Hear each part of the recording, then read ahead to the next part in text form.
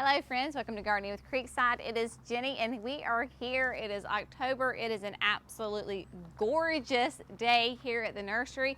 Cannot wait to show you some of the fantastic, beautiful plants that have just come into the nursery today. So come on, let's go take a little walk.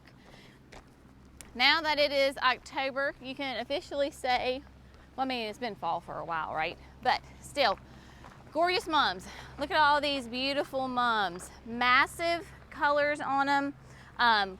This is when I like to buy my mums, is when they're in the bud stage. So they've got the buds, you can see them, but they've also got just one or two flowers on there that you can see the color. Now, I'm going to tell you this. It is 1 o'clock in the afternoon, so we're dealing with some sun and issues, but grace and patience are appreciated. We are open, so you might see some customers in here, but we just wanted to make this video really quick so that we can show you what is going on. Look at these purples, purple mums. We don't grow anything small here at Creekside, so to give you an idea, I'm trying to help Jerry with the sun here. Absolutely beautiful. Again, they're cracking their color. What do you do to take care of a mum? All you have to do is keep it well watered. You do not have to fertilize it at this point. It can do the full sun, but it can also do some shade because it's already formed all of its buds for this year.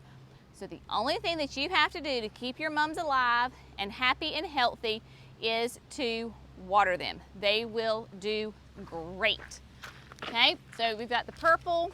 Then coming over here, we have lots of new gorgeous. We've got the Dusty Miller that we've had before.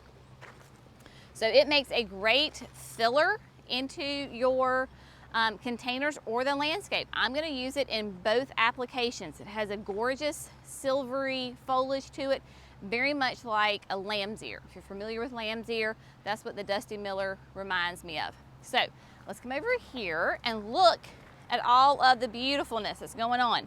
So on this side of the table, these are all pansies, and on the other side are all violas. So you've got the yellows, the purples, there are some mixes in there. Look at this blue. So these are the ones that have just come in. That is the Matrix True Blue. Love this color. And then this is the Matrix Light Blue. Then we come into some mixes. Like this is what they call the clear mix. So it doesn't have the blotch, that's why it's called clear, no blotch on it. So there is the rose, the yellow, the white, the burgundy, the purple, all sorts of ones. They've just gotten watered. So when I say a blotch, you're thinking, what in the world are you talking about, woman? Well, this is a blotch. So if I can get it turned. So see, it has that gorgeous white and then the blotch of that purple. So that's what we call a blotch. Down here, along this side, we've got, of course, the gorgeous violas that we have had, but look at this new one. Can you tell? 100 silver stars for who can tell me why we love this viola the most. So if you know why we love this viola the most, stick it in the comments below. You'll get elevated to superstar status here at Gardening with Creekside. I'll just leave it at that. The rose, we sold out of the rose really quickly last weekend. We got some more in, so let me show you why people love that. Look at that. Isn't it gorgeous? Absolutely exquisite. So they're all doing great. Tons of different mixes. Not a viola or a pansy. This is a great perennial from Proven Winners. This is the Cat's Pajamas.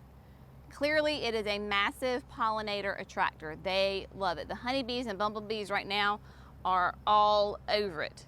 I have to tell you though, my first ever in my entire life this week happened.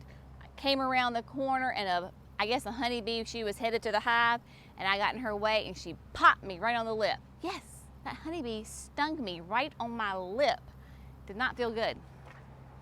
So that doesn't mean that I don't love my honeybees. They're still our beloved bees. But let's come over here because I do want to show you some of the things. Of course, they have the trailing pansies. This is a really fun one. It is almost a black color. We got in some more blue fescue grasses. All of the grasses that we have right now are all perennial. So the Elijah blue fescue, there's your tag. It is going to be about 9 to 12 inches tall. Very cold hardy here for us, like to -30. I don't know what zone that would be. They don't tell me what zone this is. But nice and cold hardy, perennial, evergreen, does well. Look at this. These are trailing pansies, but this is such a dark purple that it looks black. It's fantastic. So trailing pansies do exactly what they say. They just spill over and do fantastic. Then we got, let's see if I can, oh, shorty here. Oh, here we go. I can get it down, but I can't put it back up. So we got some hanging baskets of snapdragons. So these are trailing snapdragons. So we've had a lot of people asking for hanging baskets for this fall. So these are some great options. There's yellow, there's like a deep, oh, there's a deep red, there's a an orange, maybe a kind of a pink, maybe, I can't tell. So if you're looking for a hanging basket for the fall, these would be great because snapdragons are a lot more cold tolerant than some other annuals. So this would be a great option for you. Let's come over here because I'm going to show you. We're about done. I mean, I could sit here all day and talk to you about plants, but come over here because I want to show you what we did. Our project this week was that we fixed our dry creek bed. So Jerry, you can stay up there if you want to. Of course, we've told you this 1,000 times. Nothing is flat here at Creekside, so we deal with waters and Jerry's telephone going off. Excuse us. See, this is real life. This is what happens.